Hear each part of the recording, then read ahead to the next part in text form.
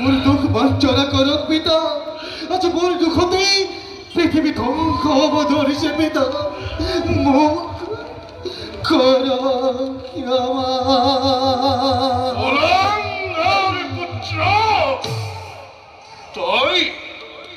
তই মোর পুত্র হই এরে কুকর্মতে লিপ্ত হবি। তোর গর্ভত থাকা গভীর হস্ত জ্ঞান তুই ইয়ালৈ কেলনি। তোর কপটীয়া চৰিত্ৰৰ বাবেই মোৰ সৃষ্টি আজি ধ্বংস হব ধৰিছে। দেৱ সমাজত তই জ্ঞানী পুৰুষ হৈ জগতত হৰি নাম লৈ ঘূৰি ফুৰ। কিন্তু আজি তই মহাভুল কৰিলি। তই যি ভুল কৰিলি তাৰ কোনো ক্ষমা নাই। তোৰেই দুটকীয়া গুণ মই চিৰদিনেৰ কাৰণে লুপ্ত কৰিবে। আঁতৰি যা কুৰঙ্গাৰে মোৰ সন্মুখৰ পৰা। পিতা মোর দুঃখ মই কতবার করছু স্বীকার। ইও তো এক কর্মর ফল। কি কলি? কর্মফল? তই মোক হস্ত জ্ঞান দিবলৈ আহিছ? মোৰ চাৰি পুত্ৰই মোৰ বাক্য মানি সাংসাৰিক হৈ মোৰ সৃষ্টিত মান বঢ়াইছে। আৰু মই তোক সংহাৰ কৰিবলৈ কোৱাত মোৰ কথাকে অজ্ঞান কৰি তই জগতৰে জ্ঞানী পুৰুষ বুলি ভাবিছ? তই যি ভুল কৰিলি তাৰ কোনো ক্ষমা নাই। আজি মই তোকে ব্ৰহ্মশাপ কৰিম প্ৰদান। তোৰ গৰ্ভত থকা সকলো হস্ত জ্ঞানে এই মুহূৰ্ততে লুপ্ত হওক। তোৰ কুলত জন্ম লৈ বিবাহ পাশতে আবদ্ধ হৈ সাংসাৰিক জীৱন যাপন কৰিবৰ বাবে 3 যুগলৈ মাত্ৰলৈ খহি পৰে মোৰ ব্ৰহ্মশাপ। শিৰপতি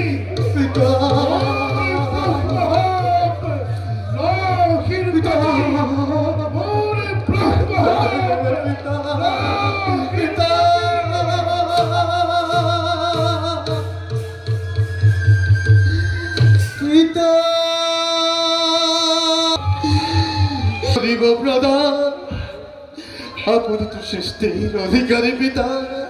নিজ পুত্র এবার করো ক্ষমা। ক্ষমা নাই কুলঙ্গার পুত্র। মোর ব্রহ্মশাপ কদাপি তো নহয় খণ্ডনে। মোর হাপে তোকে করকে ভস্মীভূত। কি কৰিলা পিতা? লোক দুখত গুৰুত্বৰ শাস্তি কৰিলা প্ৰদান। নহয় মোৰ ব্ৰহ্মশাপ নহয় খণ্ডন। আঁতৰি যা মোৰ সন্মুখৰ পৰা। আজি মোর হাজার বছরের তপস্যার সাধনার ফল নিমিষতে ধূলিসাৎ করে দেবে। সেই প্রভু নারায়ণ, সেই প্রভু ভোলানাথ বিপদে বেলিকাত মাত্র এবারে ত্যাগী দরিকর সেই যোগী দেবরে নারদর অবস্থা। পিতৃয়ে পুত্রক ব্রহ্ম করিছে প্রদান। আপনার এই ব্রহ্মকার বৈদ্যুতিকেই করি ফল। মুখ উদ্ধারের উপায় দিয়ক পিতা। উপায়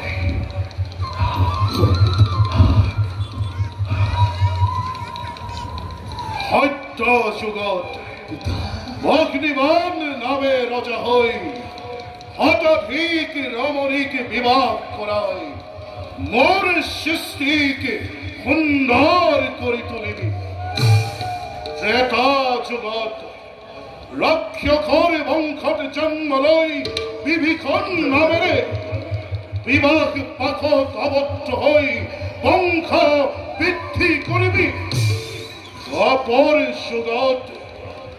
দ্বাপৰ যুগতে অগুণী নামেৰে জন্ম লৈ ধৰ্ম অধৰ্ম নকৰি বিচাৰে কুৰুক্ষেত্ৰৰ শেষত মুক্তি লভিবি আৰু কলিযুগত তই পুনৰ শ্ৰৱণ কীৰ্তন কৰি তোৰ শাস্ত্ৰ জ্ঞান লাভ কৰিব পাৰিবি হরিশব্দ পিতা আপনারে ব্রহ্ম আপনারে ব্রহ্ম মই তো কিরে করি পার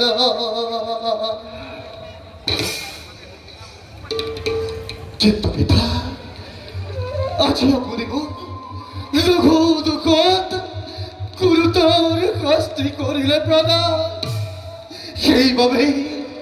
সেইভাবেই জবরের মেলিকাত পুত্তর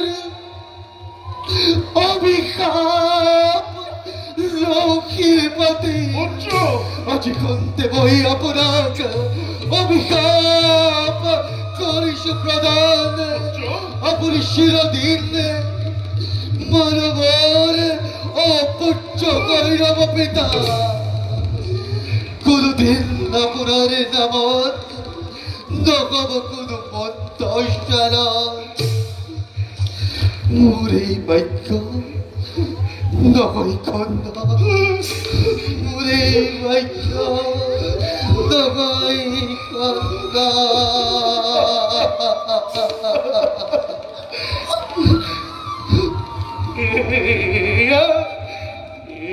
তুই কি করিলে পুত্র হই পিতৃক্ষীরতে চাপি দিলি অভিশাপ হে প্রভু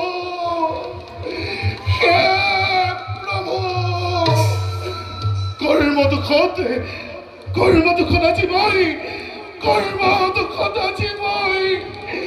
অন্ধকারত তব গল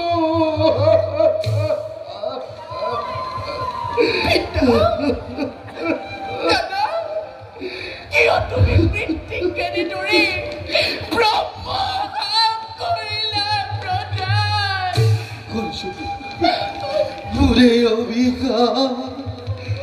মোৰে অভিশাপ নকই খন্দা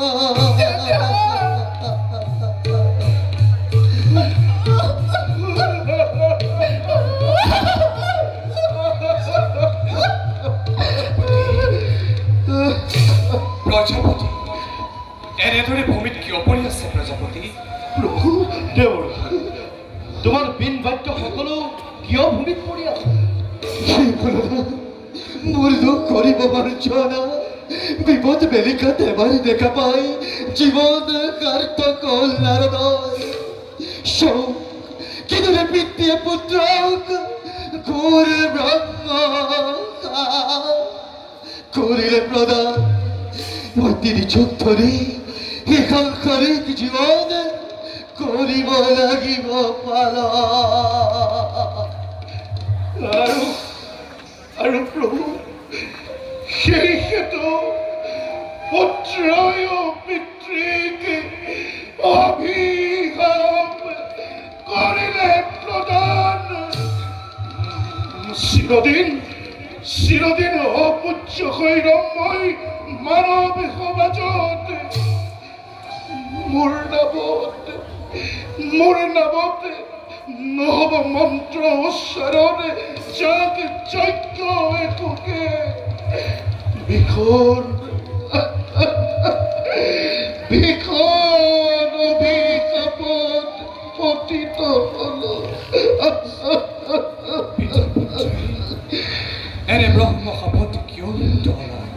এই সকলোবোৰ বিধিৰ লিখন মহাপ্ৰলয় আৰম্ভ হোৱাৰ আগতেই আমি এক মহাপ্ৰলয়ৰ সৃষ্টি কৰিলোঁ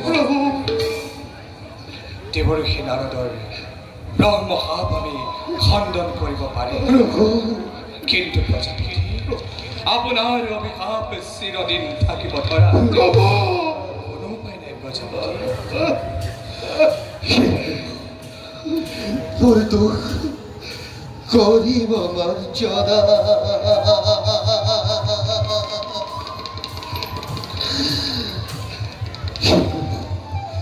শেষ হইতে কখনো বেদ কষ্ট কৰত কৰি লৈ গৈছে মহাপ্ৰলয়ত শিশু মহাসাগৰত ডুব গৈ থাকিব প্ৰভু কৃপা কৰি নিৰংকৰ দৈত্য আৰু বেদ কষ্ট কবকৰ উদ্ধাৰৰ কৰক ব্যৱস্থা প্ৰভু এই নিবেদন বুঢ়া পুৰাৰ শৰণ হৰি হে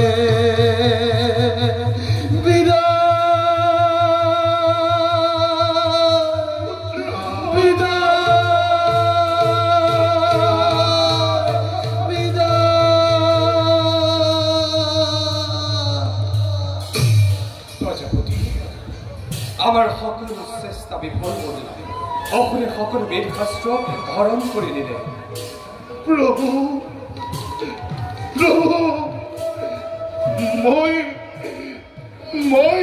বৰ মহাপাতকী আপোনাৰ আজ্ঞা মই পালন কৰিব নোৱাৰিলো মই আজি অজ্ঞানীত হৰ পৰিণত শাস্ত্ৰবিদ ভাৰতো চক্ষুচ্যুত হ'ল গতিকে এনেবোৰ ঘটনাই আগুৰি ধৰিবই যেনে তেনে বেদ শাস্ত্ৰ উদ্ধাৰ কৰিব নহ'লে যে মানৱ সমাজ পুনৰ জ্ঞানৰ পৰা বঞ্চিত হৈ ৰ'ব আমি ৰজা সত্যব্ৰতৰ ওচৰলৈ যাবলৈ আহিছিলোঁ পিতা পুত্ৰ তৰ্ক কৰি ইয়াত হোৱা ঘটনা হৈ গ'ল এতিয়া আৰু সেইবোৰ চিন্তা কৰি একো লাভ নাই ভাৰ্যনক মিলা কিন্তু সৰস্বতী এতিয়াও আমাৰ হাতত আছে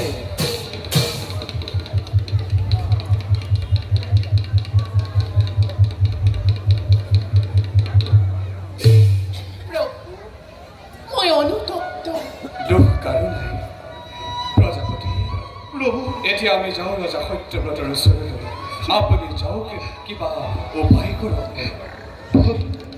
বলক মহাদেৱ বলক